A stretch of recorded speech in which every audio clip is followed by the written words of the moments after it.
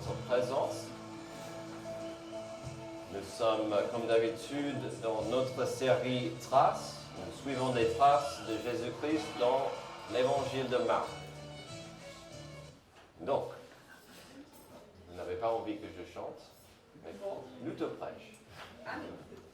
Alors, Marc chapitre 5. Alors, nous aurons à la fin du message un dernier chant. On appelle ça le chant d'appel, donc c'est le moment de pouvoir avancer au besoin pour prier et, ou régler les choses avec Dieu. Mais avant ça, on va regarder la fin du chapitre 5 en Marc. Et donc, aujourd'hui, nous verrons un thème, un sujet qui en principe sera facile à saisir et comprendre. On va parler des vagues. Ça sera plutôt dans le sens symbolique et théorique, des vagues qui souvent nous poussent, qui nous basculent, qui essaient de nous diriger et parfois nous chavirent. Nous ne parlerons pas forcément des vagues invisibles, comme des micro-ondes ou des ondes sonores, même si en principe c'est un peu la même notion. Et puis j'ai vu cette semaine qu'il y a un certain téléphone qui ne sera plus à la vente, puisque les ondes sont trop puissantes. Bon, on va pas trop parler de ça. Aujourd'hui, c'est les vagues. Il y a un écho. Ok, on va essayer de... Bon, on va essayer de trouver des solutions pour le son. Donc, je continue à... Est-ce que ça, c'est mieux? Oui. Ok. Donc, on parle des vagues. Alors, imaginez, quelque part chez mes parents, il y a une vidéo de moi, je devais avoir 2 ans, la première fois que j'ai vu des vagues de la mer. Je vous explique. Le petit garçon, il voit l'eau, il s'y approche, et puis il court dans l'autre direction, parce que... Oh, j'aurais pas dû m'approcher à ça. Alors, je me souviens, c'est une de mes premières mémoires de voir cette immense, la mer devant moi. Dans un sens, c'était fascinant de voir autant de l'eau. Mais en même temps, quand les vagues s'approchaient de moi, j'avais peur. Ma mère, bon, ça, je ne me souviens pas, mais elle dit que j'étais comme ça. De l'eau. Sans cesse. De l'eau. Ou en anglais, c'était water.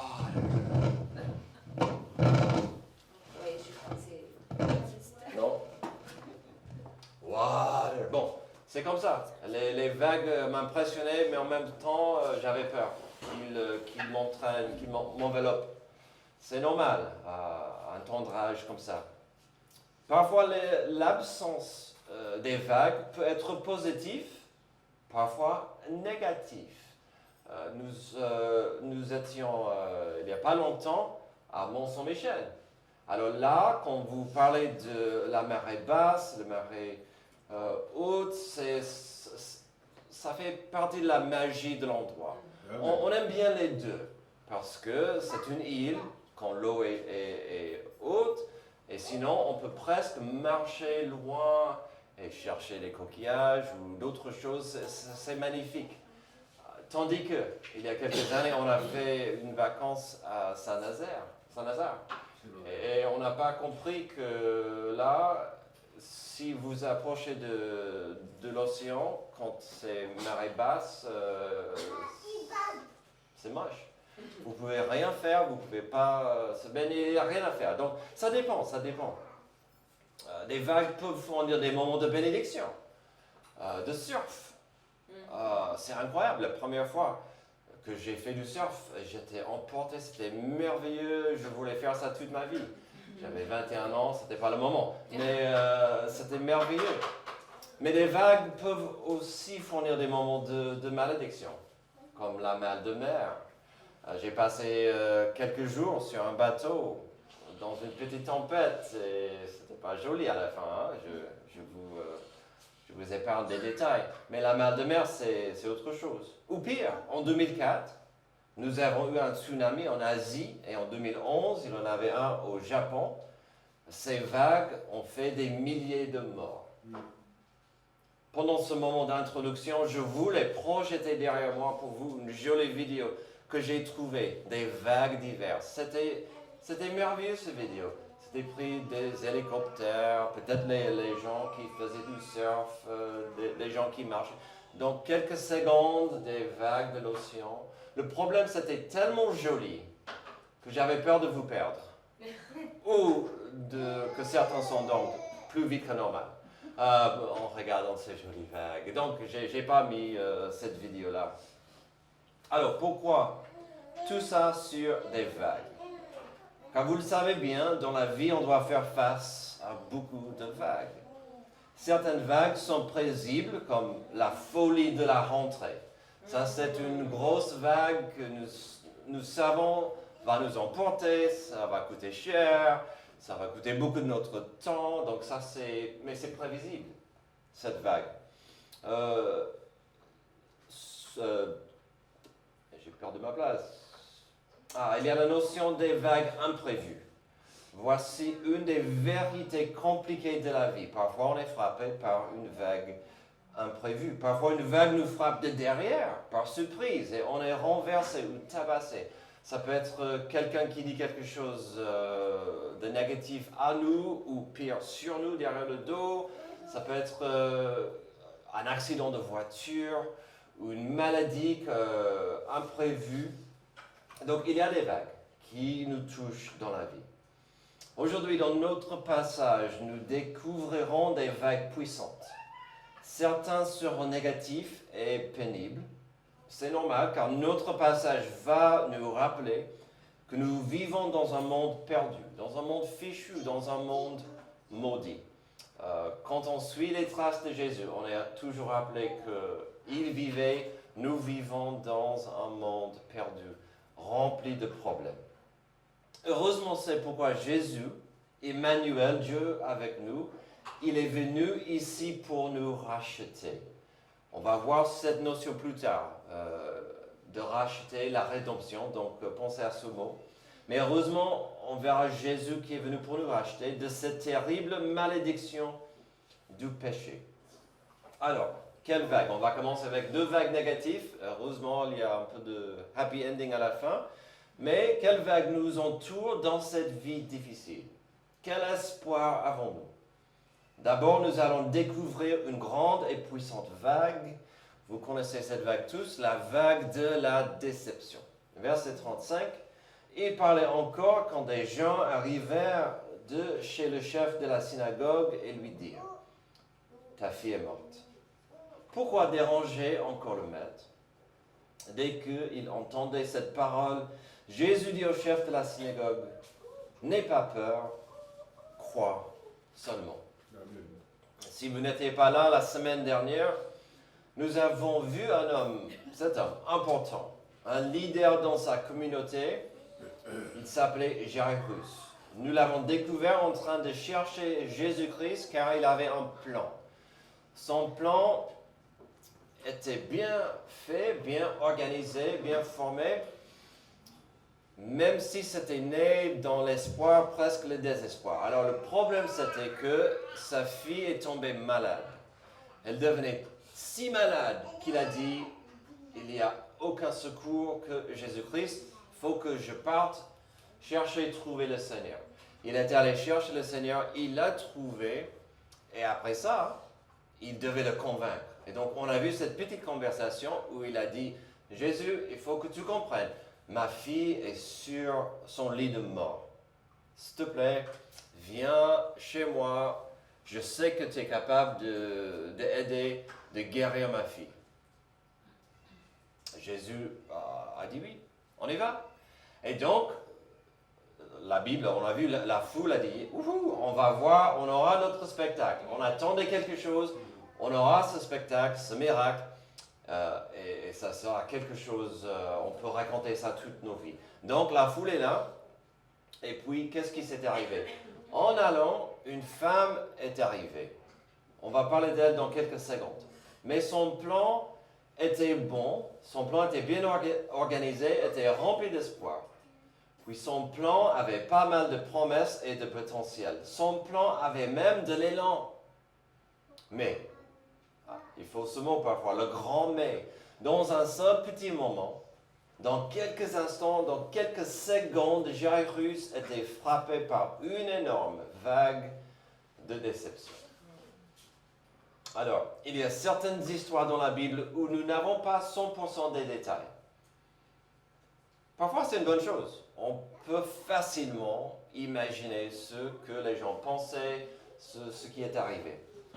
On n'a pas tous les détails des pensées qui étaient dans l'esprit de quelqu'un, des émotions qui enveloppaient une personne. Mais nous pouvons facilement imaginer ce que Jairus a ressenti dans cet instant-là. Et quand je m'y mets, quand j'imagine, quand je mets dans ses sandales, le mot « si » arrive à l'esprit. Si. Et combien de fois, pendant des épreuves, est-ce que ce tout petit mot, qui est que 2 lettres, elle est petit ce mot, mais il est grand, ce mot parfois. Combien de fois, pendant des épreuves, est-ce que ce mot revient pour nous vider de notre espoir et de notre foi? Imaginez le mot « si » dans l'esprit de Jairus. Si j'avais compris combien elle était malade, je croyais que ça allait passer. Si j'avais compris combien elle était gravement malade, si j'étais parti plus tôt, est-ce que c'est de ma faute? Si, au lieu de marcher vite, j'aurais dû courir à Jésus. Si j'avais demandé à Jésus d'aller plus vite. Et puis, je ne sais pas pour vous, mais j'ai toujours pensé que, messieurs, pendant le miracle que Jésus a donné à la femme, il devait être impatient. On a vu ça la semaine dernière, cette femme qui souffrait pendant 12 ans d'une maladie grave, elle n'avait plus d'espoir, elle a dit, par la foi, si seulement je touche les vêtements de Jésus, je serai guéri. Amen. Quelle foi! Donc elle a fait ça, elle n'a pas voulu imposer, elle n'a pas voulu être un problème, elle a touché les vêtements de Jésus, et la Bible dit que aussitôt, elle était guérie. Aussitôt, Jésus a senti une force par de lui. Donc, il s'est arrêté. Il a dit dans la foule, qui a touché mes vêtements? Une question qui était censée être pour elle, après pour que tout le monde comprenne, que Jésus s'intéressait à chaque personne qui mettait leur foi en lui. Et donc, mettez-vous dans les sandales de Jairus.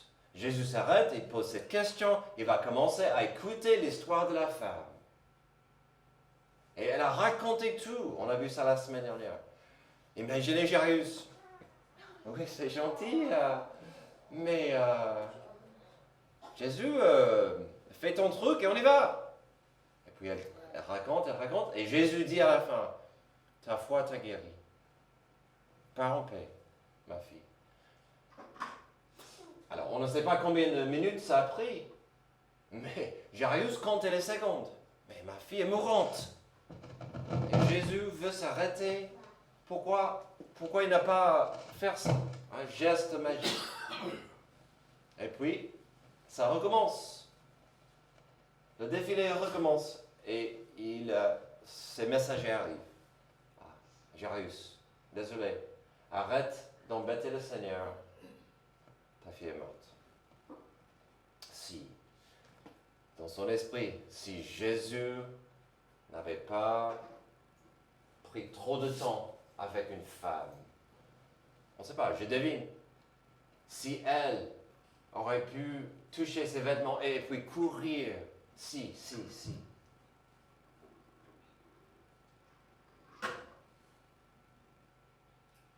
Alors revenons au verset 36. Dès qu'il entendit cette parole, Jésus dit au chef de la synagogue, « N'aie pas peur, crois seulement. » Le mot « entendre » dans le langage originel contient 2 possibilités. Il y a la possibilité simple qu'il a entendu la phrase, qui était destinée à Jairus, mais il y a aussi la possibilité dans le langage que Jésus n'a pas accepté la phrase. Et les deux peuvent coexister ensemble. Donc, il est tout à fait possible que Jésus a entendu cette phrase. Elle est morte. Arrête d'embêter le Seigneur. Il a entendu ça, il a dit, et alors? Dans son cœur, Jésus dit, et alors? C'est pas grave. C'est pas grave. Cela expliquerait l'aise qu'il avait lorsqu'il s'est tourné tout de suite à Jairus pour dire, n'aie pas peur, quoi seulement. Car Jésus savait ce que personne ne savait dans le moment, qu'il était le Seigneur sur la mort et l'amertume que la mort nous donne. Il savait aussi que même si la fille était morte, la bataille la plus importante venait dans les moments, même des secondes à venir.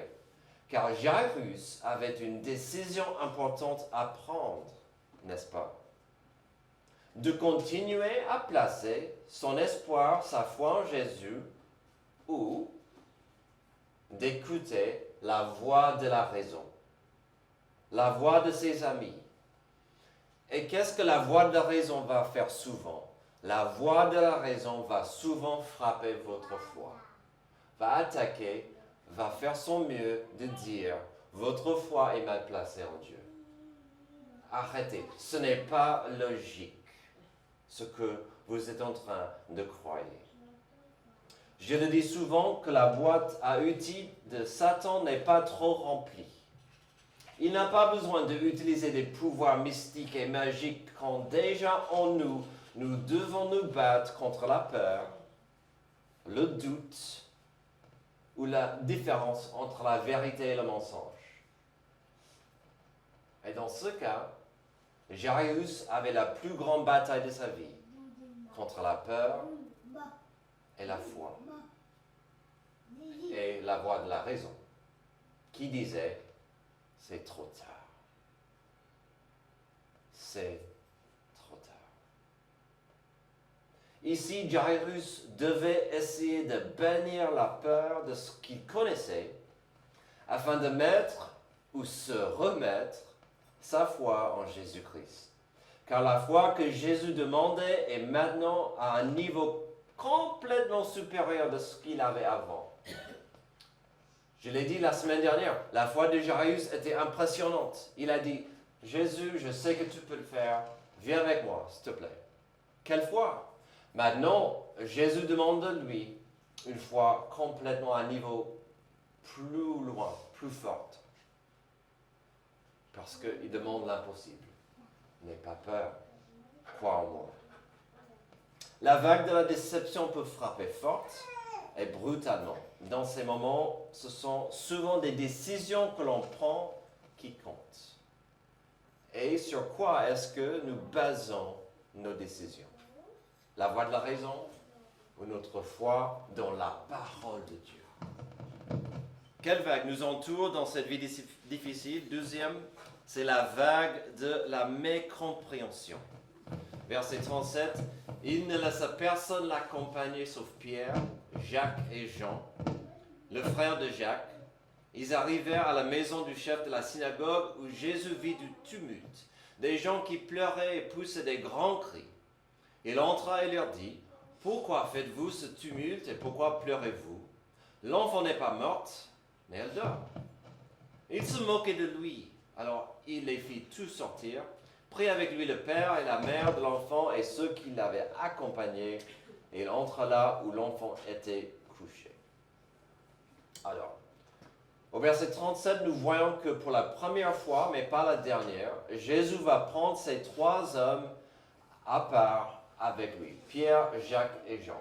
Alors, on n'a pas d'explication, mais ça sera la première fois qu'on voit que Jésus va choisir ces trois, il va leur donner le privilège d'assister à quelque chose de spécial, d'incroyable. On ne sait pas pourquoi, mais Jésus préférait leur donner plus. Plus tard, ils devenaient des grands dirigeants de l'Église, de l'Évangile. Mais ici, et dans Matthieu 9 et Luc 8, on peut voir que la foule est allée avec lui. C'était en fait jusqu'à la maison qu'il a invité les trois à venir avec lui. Donc on a la foule et on a les autres disciples à l'extérieur. Donc déjà, l'ambiance est bizarre. Puisque nous allons voir le thème de la mécompréhension, voyons la scène. Selon la coutume du jour, il y avait une attente bien établie d'engager et payer des gens de venir pour crier et pour pleurer, pour faire la deuil. Aujourd'hui, peut-être, dans notre culture de l'Ouest, ça semble cruel de devoir payer des acteurs de venir et jouer un rôle comme ça. Mais c'était la coutume. Alors, s'ils étaient là en train de faire la scène, il devait y avoir pas mal de mécompréhension de la part de tout le monde chez Jairus lorsque Jésus est arrivé. Tout le monde savait que Jairus était parti pour trouver Jésus avec cette dernière petit espoir. Mais après la mort de sa fille, ils ont envoyé d'autres messagers pour annoncer la mauvaise nouvelle et d'annuler la visite de Jésus. Donc déjà de la mécompréhension parce que on voit des messagers, on voit Jairus, donc Jésus est au courant de la mort de la fille. Pourquoi elle est là? C'est un peu cruel qu'il soit là. Qu'est-ce que Jésus fait là? Puis pourquoi pose-t-il cette question bizarre au verset 39, suivie par cette déclaration impossible? Pourquoi faites-vous ce tumulte et pourquoi pleurez-vous? L'enfant n'est pas morte, mais elle dort. Quand Jésus-Christ posait des questions, il y avait toujours une raison. Il y avait toujours une raison, toujours un but, toujours une leçon pour des gens autour d'apprendre. Comme nous avons vu des dizaines de fois déjà, à un moment donné, il y aura un moment clé, un instant capital où face à l'impossible, mais en même temps face à Jésus-Christ, le Seigneur des Seigneurs, il y aura un choix. Est-ce que la personne ou des personnes comme ici vont choisir de croire en Jésus-Christ ou de se fier en ce qu'ils voient avec leurs yeux et ce qu'ils comprennent avec leur connaissance? Nous avons déjà vu cette notion que Jésus voulait que des gens fassent plus que écouter. Il voulait qu'ils entendent. Il voulait qu'ils entendent. On a vu ça plusieurs fois pendant le chapitre 4, où Jésus a dit que ceux qui ont les oreilles écoutent. Ce n'était pas assez d'écouter, mais vraiment entendre ce qu'il dit. Et souvent, quand Jésus posait des questions, il voulait que les gens écoutent bien, de comprendre qu'est-ce qu'il veut que j'apprenne. Et souvent, quand il s'agit de Jésus, le monde d'aujourd'hui rejette Jésus car il n'étudie pas ce qu'il disait profondément. Aujourd'hui, les gens préfèrent voir Jésus, un personnage historique, sans vraiment étudier ce qu'il disait, surtout sur lui-même, et la nécessité d'accepter Jésus comme Seigneur. Même nos amis des musulmans ne veulent pas écouter les paroles de Jésus. Ils vont dire, oh, il n'a jamais dit qu'il était Dieu. Ah, au contraire, écoutez bien les paroles de Jésus. Vous aurez des réponses.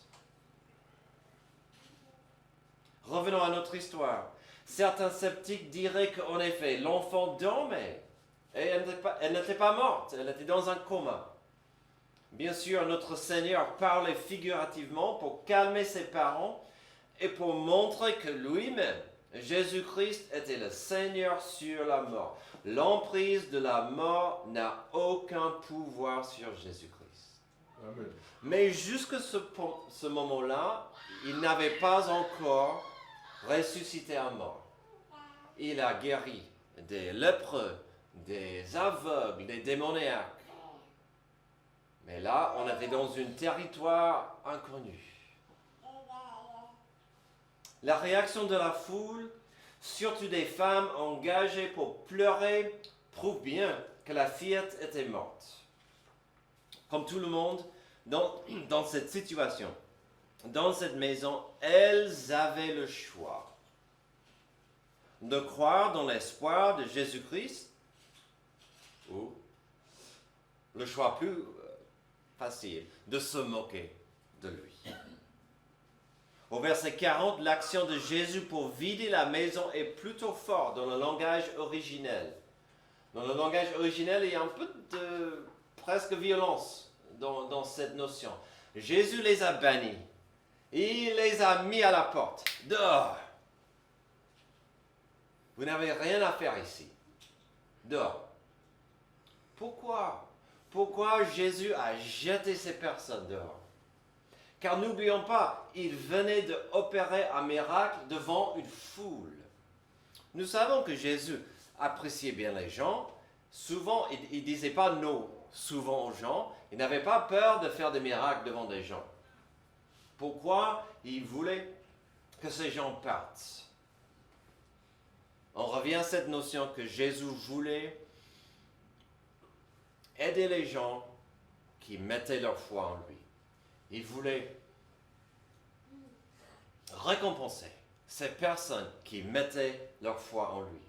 Donc Jésus voulait que des gens avec la foi voient et apprécient ce qu'il allait faire. Et qu'est-ce qu'il allait faire? Terminons avec notre dernière vague de la bonne nouvelle et d'espoir. Après une vague de déception et de mécompréhension, nous aurons la vague de la rédemption. La rédemption qui vient du mot racheter, paiement ou rançon donné pour la libération d'un individu. Jésus-Christ est appelé celui qui rachète ou rédempteur. Car il a donné sa vie pour racheter les hommes de la condamnation de la mort du péché. Donc, vous pouvez voir ces termes, ces idées à Romains 3, Ephésiens 1, 1 Pierre 1, Apocalypse 5. Il y en a plusieurs passages, mais c'est une des responsabilités de Jésus de nous racheter. La rédemption, de prendre ce qui est mort, ce qui est perdu, de prendre ce qui est complètement abîmé et ruiné et de le restaurer. Ça, c'est la rédemption. Chose bien liée à la nouvelle naissance que nous avons vue tout à l'heure, ce matin à 10h. La rédemption est tout simplement quand Dieu, par sa grâce, prend ce qui est brisé, prend ce qui est maudit, qui est corrompu, et le rend pur et nouveau. Si quelques jours avant cette histoire, les 12 disciples ont vu quelque chose d'inouï et impossible, c'est-à-dire Jésus qui ordonnait une tempête de se calmer, alors on verra quelque chose d'inouï encore. Pour la première fois dans son ministère, on aura encore quelque chose d'inouï. Nous allons voir le pouvoir que Jésus-Christ avait sur la mort. Ici, nous découvrirons l'importance des mots de Jésus à Jairus, quand il a dit « N'aie pas peur, mais place ta confiance en moi ». Et qu'est-ce qu'il y a l'ennemi le plus redoutable à la foi? C'est la peur. La foi dit « Avance ». Basé sur ce que Dieu a dit, la peur dit « Non, c'est pas possible ». Verset 41. Il la prit par la main et lui dit, Talitha Kumi, ce qui signifie, jeune fille, lève-toi, je te le dis. Aussitôt, la jeune fille se leva, se mit à marcher, car elle avait 12 ans. Ils furent aussitôt remplis d'un grand étonnement.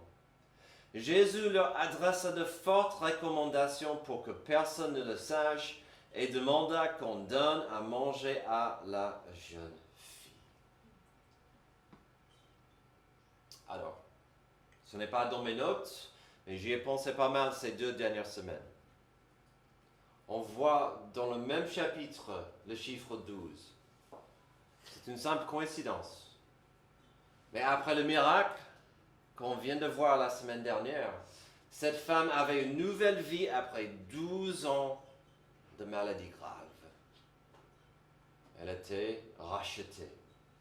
Cette fillette avait une nouvelle vie après la mort à 12 ans. C'est incroyable. J'espère que dans ces dernières histoires, dans le 5e chapitre de Marc, vous avez constaté que Jésus semblait vouloir parler à et de bien communiquer avec des gens dans le besoin.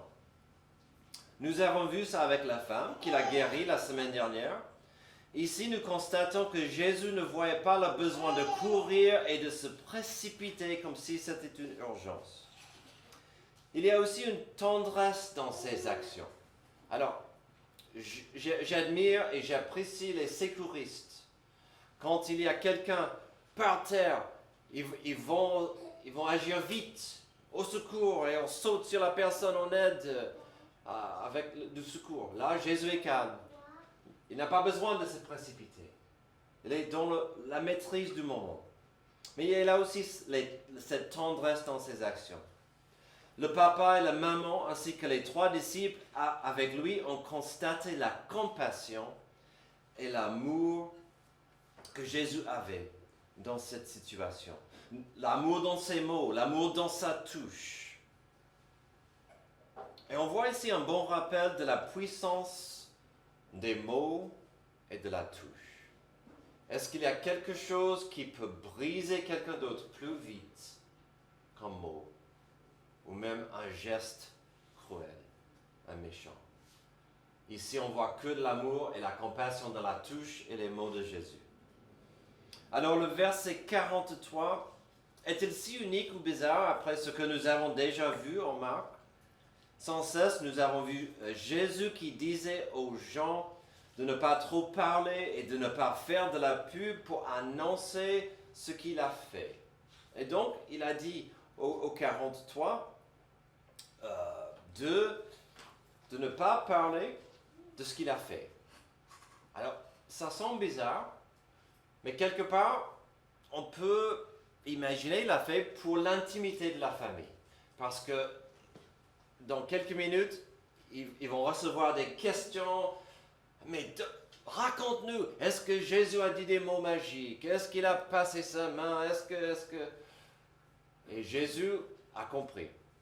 Si je vous dis de ne pas en parler, la preuve sera dans la vie de la fille. Et vous n'aurez pas besoin de vivre avec ce poids, de chaque fois raconter. Vous n'avez que à dire, Jésus nous a dit de ne pas parler de ce que nous avons vécu. Pour garder l'intimité de la famille, pour protéger ces moments précieux. Et puis, on sait bien que Jésus ne voulait pas trop d'attention. Déjà, il avait trop de gens qui sautaient sur lui, qui cherchaient des miracles. Et Jésus voulait que les gens toujours écoutent ses paroles plus que venir à lui chercher des miracles. Alors, qu'en est-il de cette notion de donner quelque chose à manger à la fille? Certains suggèrent que c'était pour prouver qu'elle avait un corps normal de chair. Elle n'était pas une sorte de fantôme. Qu'en effet, elle n'était pas un esprit. Alors, c'est possible que ça fasse partie de l'histoire, mais il y a ceci à considérer. Jésus savait qu'elle devait retrouver sa vie normale, entre guillemets, et la vie normale consiste pour nous de ne pas oublier certaines choses importantes, comme manger, faire du sport, de dormir, voilà, manger, bouger, si je peux oser. Il voulait qu'elle retrouve sa vie normale. J'ai lu quelque chose que je trouvais sympa sur ce détail par rapport à ce que Jésus a fait ici. Le commentaire a dit, il l'a élevée par un pouvoir extraordinaire, mais il a voulu qu'elle soit soutenue par des moyens ordinaires. Donc, n'oubliez pas de prendre soin des uns des autres. C'est comme s'il rappelait des parents que la vie est courte. Le corps humain peut être fragile et donc il faut profiter de la vie de tous les jours. Les parents, donnez des câlins, des bisous à vos enfants. La vie est courte. Appréciez les moments que nous avons ensemble. C'était la leçon que Jésus donnait. Elle est là. Vous l'avez encore profitez bien. Mais pourquoi? Oui, donc il faut en profiter de la vie. Mais pourquoi et dans quelles conditions? Toujours sous l'autorité de la sagesse et de la grâce de Dieu. Jésus a dit, je vous ordonne de ne pas trop en parler et de prendre soin de votre fille. Donc là, on voit un bon rappel. Il faut, en tant que parents, en tant que responsables, en tant que des adultes et des jeunes adultes, il faut vivre cette vie sous cette autorité. Je ne veux pas avancer si Jésus n'est pas avec moi. N'oublions pas que Jésus aurait pu guérir cette fille à distance. Jairus et sa femme ont souffert pendant un petit moment à cause de la malédiction de la mort. Mais à la fin de l'histoire, à la fin de la journée, des douzaines de gens, si pas des centaines, ont appris encore que Jésus-Christ méritait leur attention. Il méritait leur attention. Est-ce que Jésus-Christ a votre attention aujourd'hui? Je peux vous assurer qu'il la cherche. Jésus cherche votre attention. Car des vagues puissantes viendront de toutes directions. Des vagues fortes et souvent méchantes vous entoureraient. Nous ne pouvons pas éviter certaines de ces vagues. La vague de la déception est impossible d'éviter. La vague de la mécompréhension. Jésus comprenait bien ce problème. Il était mal compris partout où il allait et avec quasiment chaque mot qu'il exprimait. La bonne nouvelle, c'est que notre Rédempteur est là dans la tempête avec nous. Êtes-vous prêt à venir à Jésus-Christ dans la tempête et lui donner le contrôle de votre vie? N'attendez pas à ce que ça soit trop tard, car le maître de la rédemption a payé cher afin que nous puissions venir à lui dans la tempête. Et ça veut ne pas dire qu'il va calmer la tempête à chaque fois. Souvent, ça veut dire, il nous rappelle, je suis là petit, je suis là mon enfant, tiens ma main. On va traverser ces vagues ensemble. Terminons avec un bon rappel de cette relation en Hébreux 4.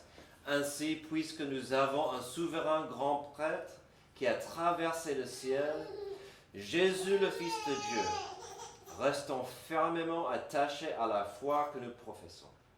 En effet, nous n'avons pas un grand prêtre incapable de compatir à nos faiblesses. Au contraire, il a été tenté en tout point comme nous, mais sans commettre du péché. Approchons-nous donc avec assurance du trône de la grâce afin d'obtenir compassion et de trouver grâce pour être secouru au moment opportun. Et n'oublions pas, l'enfant adoptif de Dieu a en lui le consolateur, l'Esprit Saint qui existe afin de nous aider dans ces moments difficiles. Prions. Merci Dieu pour ce passage qui nous rappelle de ta puissance, mais aussi de ta patience, de ta maîtrise de ce monde autour de nous. Il nous est difficile parfois de rester calme, de mettre notre confiance en toi, le Seigneur. Aide-nous, par ta parole, par ta grâce, par ton Esprit Saint, de donner à toi nos fardeaux et nos soucis. C'est dans le nom précieux de Jésus que je prie devant ces choses. Amen. Amen. Levez-vous.